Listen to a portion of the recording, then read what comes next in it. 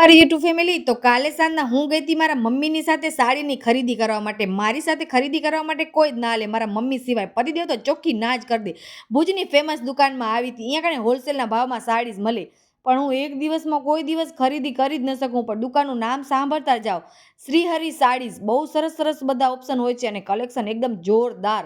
હવે હું એક દિવસમાં કપડાં લઈને આવું એવું તો કોઈ દી બન્યું જ નથી ને બનવાનું પણ નથી મારા ખ્યાલથી. એટલે મારા સાથે કોઈ હાલતું જ નથી.